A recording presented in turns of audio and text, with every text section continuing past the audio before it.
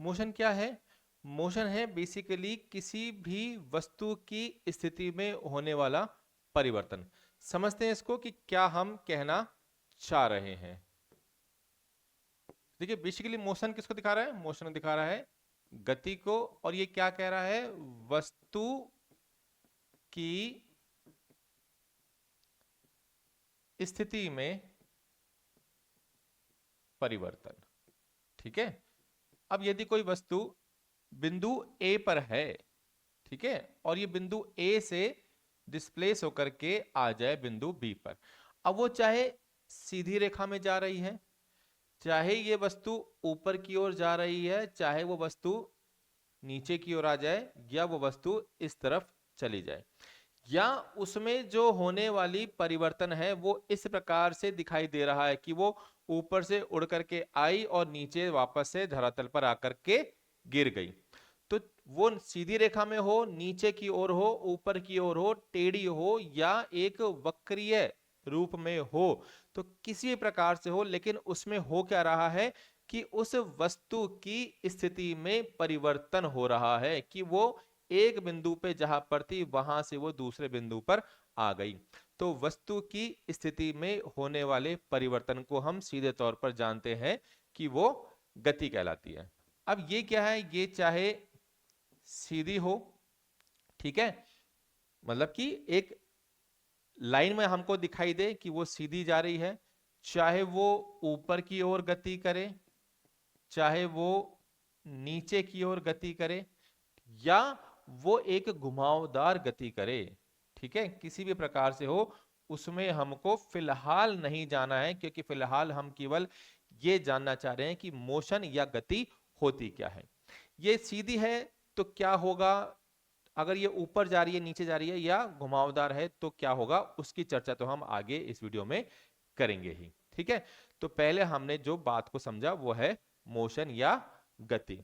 अब गति को जो हम देखते हैं, तो देखिए गति जो है वो हमको दो प्रकार से मुख्य रूप से दिखाई देती है। कैसे दिखाई देगी? कि एक प्रकार की तो है ट्रांसलेटरी, और एक प्रकार की है रोटेटरी। ठीक है ना। ट्रांसलेटरी की यदि बात करें तो ये इसमें किसी प्रकार का कोई घुमाव जैसी चीज नहीं देखी जाती। ठीक है ना।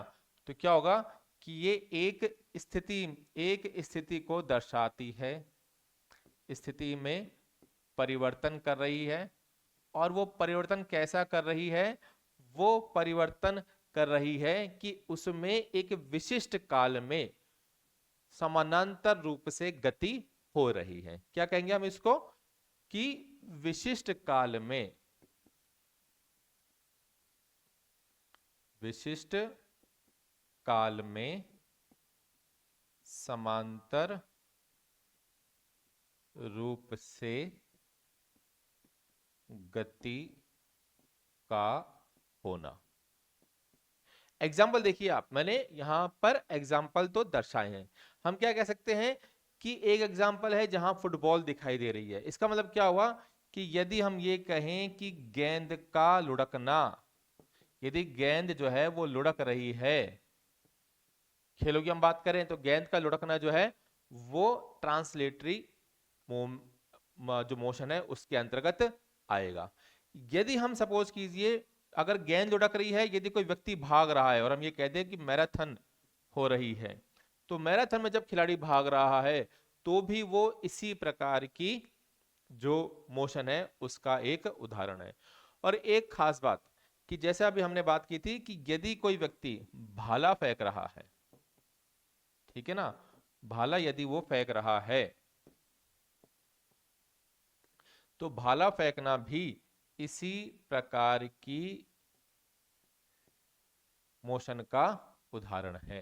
ध्यान दीजिएगा कि भाले फेंकते समय कर्व तो बन रहा है, लेकिन फिर भी वो ट्रांसलेटरी में ही आएगा, रोटेटरी में नहीं आएगा, क्योंकि रोटेटरी में जो रोटेशन है वो शामिल होगा। इसको समझने के लिए हम अभी आगे और डिस्कशन करेंगे इसका, लेकिन अभी आप देखिए कि यदि वो भाला जो है फेंका गया है और उसके बाद में वो अपनी अधिकतम ऊंचाई प्राप्त करके वापस ग्रेविटी के कारण नीचे की तरफ आ रहा है, तो चाहे वो भाला हो या फुटबॉल को मारी गई किक हो, उससे वो हवा में जा रही है, तो वो भी इसी प्रकार के मोशन का उदाहरण होता है। ठीक है, अब हम बात करते हैं कि रोटेटरी क्या है। तो रोटेटरी भी एक प्रकार का मोशन ही है, एक प्रकार की गति ही है, लेकिन इसमें क्या होता है कि वस्तु का इसमें वस्तु का जो एक सिरा होता है या एक बिंदु होता है वहां पर वो स्थिर होता है। वस्तु का एक सिरा स्थिर होता है। ठीक है, ये क्या है, ये इसको आप ऐसे मान लीजिए कि वो आभासी भी हो सकता है और वो किसी व्यक्ति के द्वारा या किसी दूसरी चीज के द्वारा बंधा भी हो सकता है। या तो व्यक्ति ने पकड़ा हुआ है या फिर किसी वस्तु पे वो अटका हुआ है। ठीक है ना, या वो एक आभासी भी हो सकता है यदि कोई चीज लगातार गोल गोल घूमे जा रही है। जैसे पृथ्वी जो है वो सूर्य का चक्कर लगा रही है, तो वहां पर कोई रस्सी नहीं बंधी है, कोई रॉड नहीं है, लेकिन पृथ्वी लगातार सूर्य के जो उसकी ग्रेविटी है उसके कारण से वो लगातार गोल गोल घूम रही है और अपने अक्ष पर भी वो घूम रही है। तो रोटेटरी मूवमेंट वहां दिखाई दे रहा है, लेकिन कहीं भी आपको ये नहीं दिखाई देगा कि कहीं वो बंधी हुई है। तो एक आभासी तौर पर भी आपको उसका एक सिरा जो है वो स्थिर दिखाई दे सकता है, और बाकी जो उसका अक्ष होता है, उसका अक्ष उसका अक्ष जो है वो भ्रमण या गतिशील वस्तु को दर्शाता है। ठीक है ना, कि जैसे अगर ये लट्टू घूम रहा है तो इसका अक्ष जो है वो यहां पर है और इस अक्ष के चारों ओर ये जो लट्टू है वो घूम रहा है। यदि फुटबॉल है, फुटबॉल अपने ही अक्ष पर घूम रही है, तो क्या होगा, ये इसका अक्ष हो गया और फुटबॉल जो है उसके ऊपर उस अक्ष के चारों तरफ घूम रही है।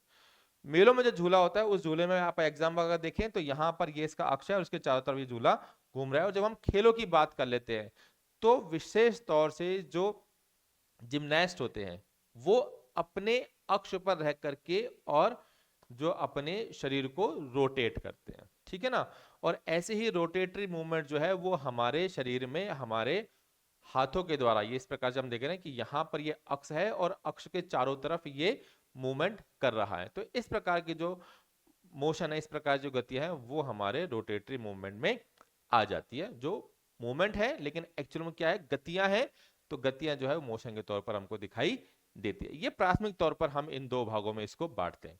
यदि हम इसको और डिटेल में चलें तो देखिए ट्रांसलेटरी मूवमेंट जो होता है, ट्रांसलेटरी मूवमेंट जो है वो फिर होता है रेक्टिलिनियर।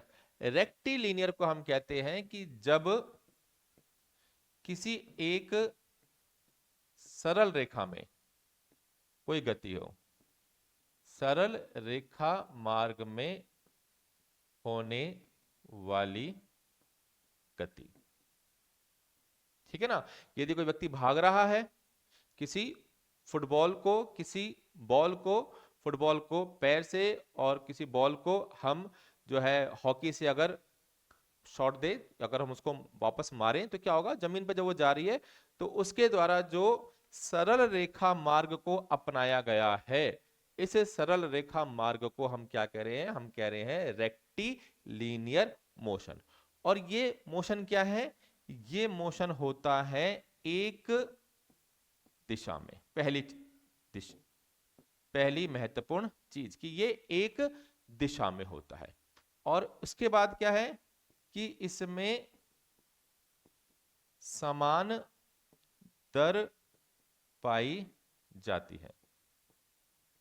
वो जा रही है, ठीक है ना, अब उस पर ग्रेविटी लग रही है, फ्रिक्शन लग रहा है, तो वो धीरे धीरे जो है वो रुकने लगेगी। लेकिन अगर लगातार उसको बल प्रदान किया जा रहा है, लगातार उसको फोर्स प्रदान की जा रही है, तो वह जो है आगे बढ़ती रहती है। इसका जो उदाहरण है वो क्या हो जाता है कि जैसे उस चित्र में दिखाया गया है कि किसी व्यक्ति का दौड़ना, ठीक है ना, दौड़ना, चलना, इवन यदि किसी सतह पर कोई कार चल रही है, बाइक चल रही है, तो वो भी रेक्टिलिनियर मोशन में ही आता है। दूसरा हम देखते हैं कि ट्रांसलेटरी मूवमेंट की बात कर रहे हैं अभी हम ना, तो ट्रांसलेटरी मूवमेंट में जो पहला है वो है रेक्टिलिनियर मोशन। इसी में जब हम दूसरे बात करते हैं तो आ जाता है हमारा कर्वी लीनियर मोशन। अब आप नाम ध्यान दीजिएगा, कर्वी लीनियर, कर्व बन रहा है यहां पर, कर्व। ठीक है, यदि कर्व मौजूद है तो ऐसे मोशन को हम नाम देते हैं कर्वी लीनियर ट्रांसलेटरी मोशन। पूरा नाम हो जाएगा इसका, क्योंकि हम ट्रांसलेटरी मोशन की बात कर रहे हैं और उसमें हम दूसरा प्रकार पढ़ रहे हैं कर्वी लीनियर। ठीक है, और इसमें क्या पाया जाएगा कि कर्वी लीनियर में जो वस्तु है वो एक वक्राकार मार्ग में गति करती है। वक्राकार क्या होगा कि ये वक्राकार है, कि यहां से जो वस्तु है वो जा रही है। चाहे हम किसी क्रिकेट या बेसबॉल में बात करें तो बॉल जो है वो वक्र में काम करेगी। यदि हम किसी फुटबॉल में, वॉलीबॉल में हम बात करें तो वहां पर भी जो वस्तु है, जो बॉल है, वो वक्र के रूप में अपना जो पाथ है उसको पूरा करती है। ठीक है, इसके उदाहरण जो हम यहाँ देख ही रहे हैं, इसके अलावा अगर हम देखें तो भाला जो फेंका जा रहा है, भाला फेंकना, ये इसका उदाहरण है। और एक उदाहरण क्या है कि जब हम कूदते हैं, हम दूर से दौड़ते हुए आ रहे हैं और जो लंबी कूद होती है उसमें जब हम कूदने की बात करते हैं, कूदना, तो कूदने के लिए हम अपना सतह छोड़ते हैं, फिर वक्राकार मार्ग में हमारा शरीर होता है, उसके बाद में हम दूसरी जगह जाकर के अपने पैरों को टिकाते हैं। तो ये जो मूवमेंट है ये भी कर्वी लीनियर मोशन के अंतर्गत आती है। अब एक खास बात है इसमें कि चाहे रेक्टिलिनियर मोशन हो या वो हमारा कर्वी लीनियर मोशन हो, इन दोनों को ही हम एक और अगर स्टेप आगे जाकर के देखें तो दो प्रकार से हम देख सकते हैं। वो दो प्रकार क्या है कि पहला तो हम इसको देखते हैं कि ये रिपीटेटिव हो सकता है, रिपीटेटिव हो सकता है। ठीक है, इसका मतलब बार बार बार बार, जैसे यदि दो दीवारें हैं, एक दीवार लेफ्ट साइड में, एक दीवार राइट साइड में, भाग करके एक दीवार पे टच किया, उसके बाद में दूसरी दीवार पे टच किया, उसके बाद में फिर पहली दीवार पे, उसके बाद में वापस। तो इस प्रकार से जो गति हो रही है वो क्या हो रहा है, रिपीटेटिव है। पाथ जो है वो लगातार left to right, right to left, इस प्रकार की है। तो क्या होगा कि इसको हम रिपीटेटिव मूवमेंट कह सकते हैं। इसका मतलब हो गया बारंबार होने वाली गतियां। ठीक है, और साथ ही क्या होगा कि इसको हम एक और तरीके से देख सकते हैं जिसको हम नाम देते हैं बैलिस्टिक। बैलिस्टिक की जो हिंदी है वो हो जाती है आघातीय या प्रक्षेपीय। आघातीय, ठीक है ना। इसका मतलब क्या हुआ कि इनिशियली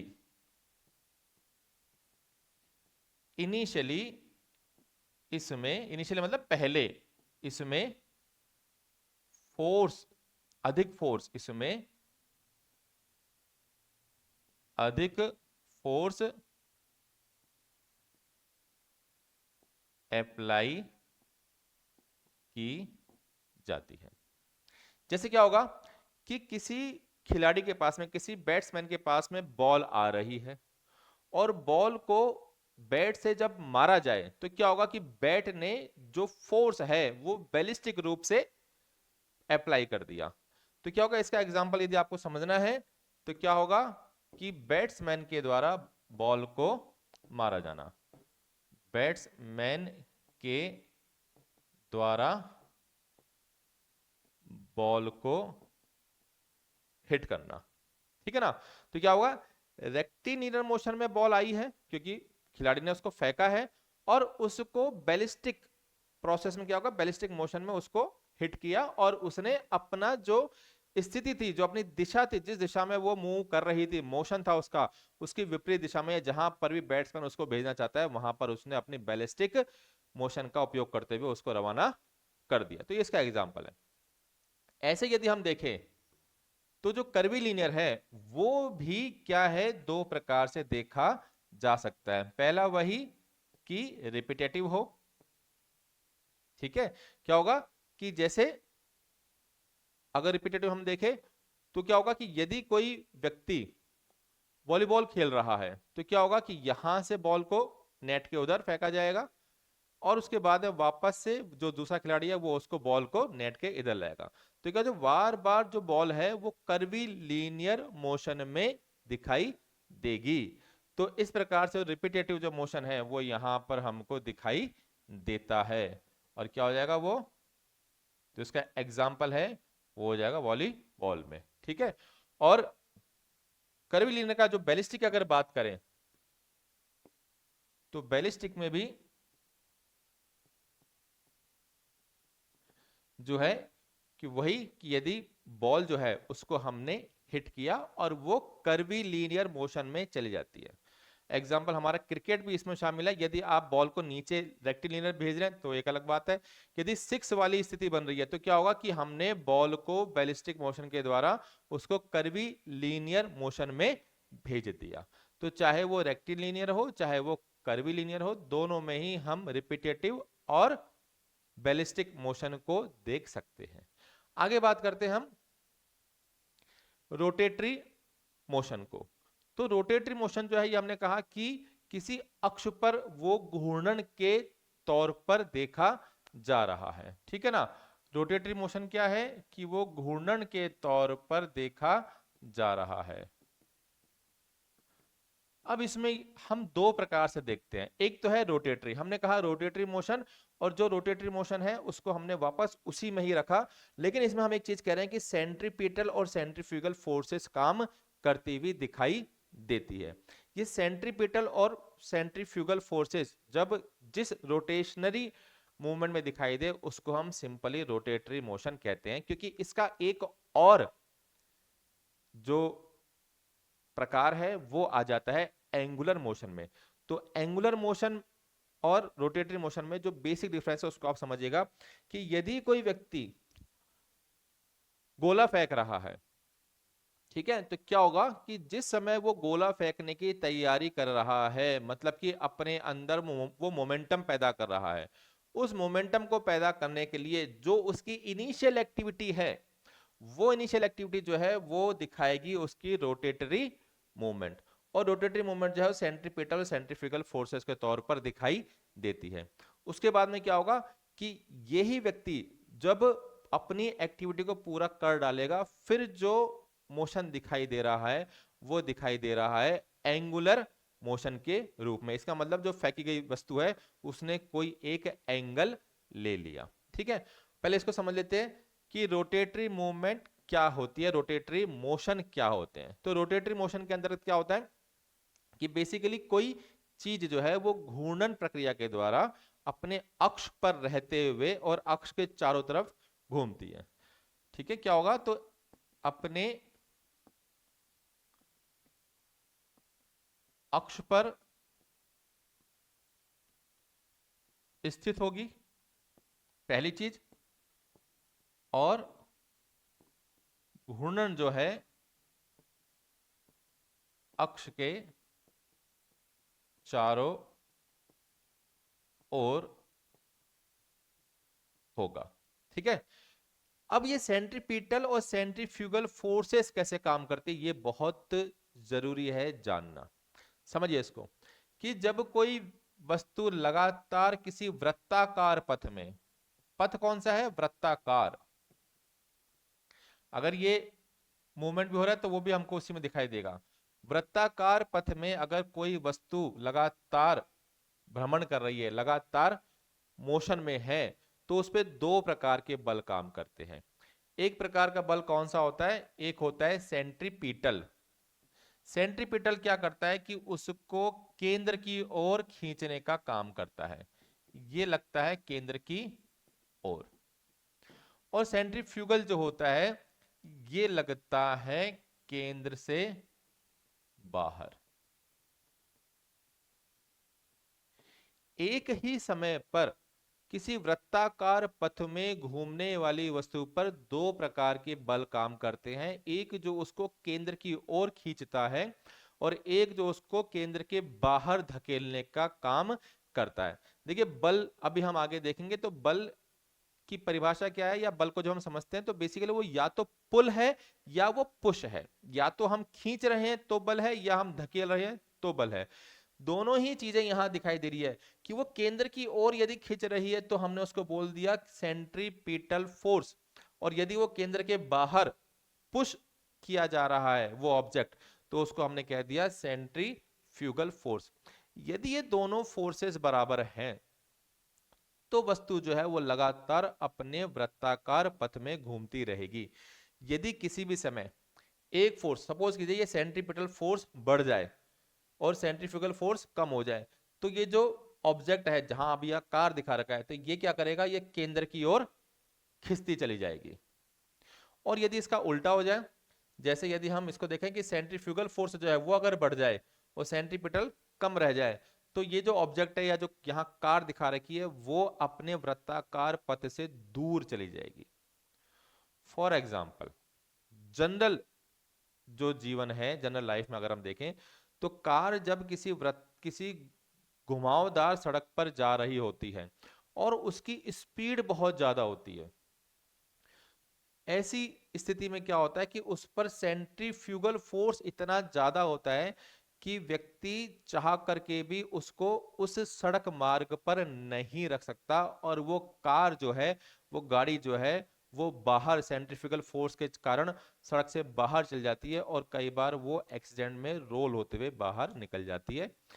जब हम कार रेस देखते हैं, कार रेसिंग या बाइक रेसिंग, तो उसमें इस प्रकार की चीजें दिखाई देती है। आपने देखा होगा कि बाइक रेसिंग जब होती है तो इस वृत्ताकार पथ पर जो बाइकर होता है वो अपनी बाइक को बहुत ज्यादा नीचे की ओर झुका लेता है। तो बेसिकली नीचे की ओर झुकाने का उसका जो प्रयास है वो सेंट्रीपिटल फोर्स को सेंट्रीफ्यूगल फोर्स के बराबर करने का होता है, ताकि वो छिटक करके बाहर की तरफ ना चला जाए। यदि घुमावदार सड़क पर जो बाइकर है वो सीधा ही बैठा रहे और फिर बाइक को घुमाने का प्रयास करे, तो वो उस पथ से, उस रोड से बाहर निकल जाएगा। ठीक है, तो ये सेंट्रीपिटल और सेंट्रीफ्यूगल फोर्स इस प्रकार से किसी वस्तु पर काम करती है। खेलों में ये मुख्य तौर पर दिखाई देती है। यहां हम जब इसमें बात करते हैं तो क्या होता है कि ये जो बॉल है, ये जो फेंकी जा रही है, इसमें क्या होगा कि ये गोल जब घूम रही है तो इसमें भी सेंट्रीपिटल और सेंट्रीफ्यूगल दोनों काम कर रहे हैं।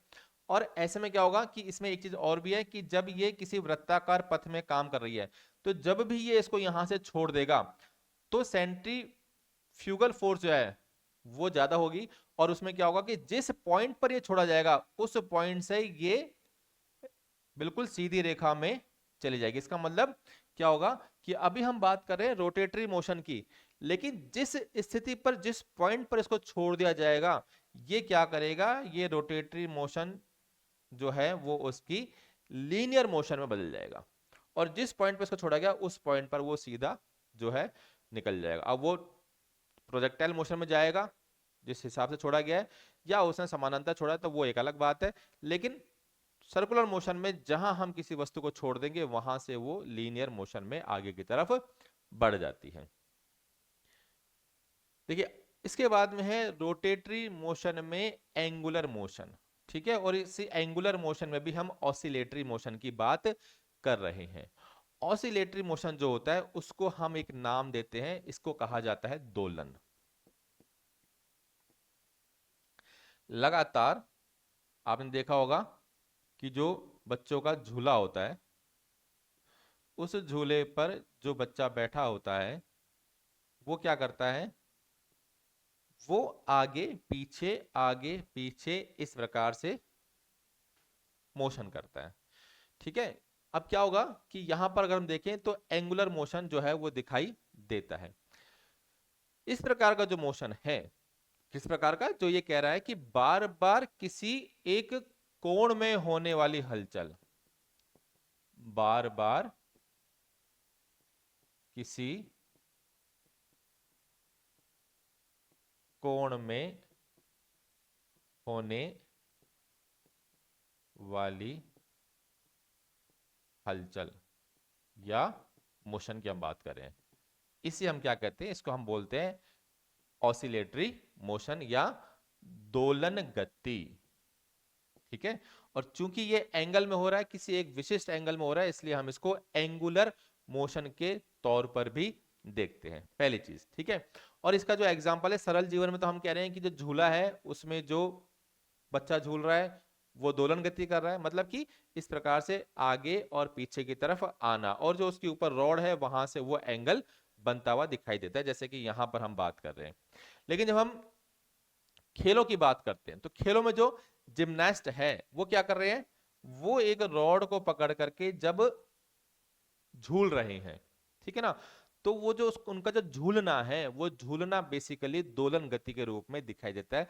तो प्रश्न को आप समझिएगा कि किसी जिमनास्ट के द्वारा किसी रॉड पर झूलना किस प्रकार की गति का एग्जाम्पल है, किस प्रकार की गति का उदाहरण है, तो वो ऑसिलेटरी मोशन में आता है, और रोटेटरी मोशन में आता है, और एंगुलर मोशन में।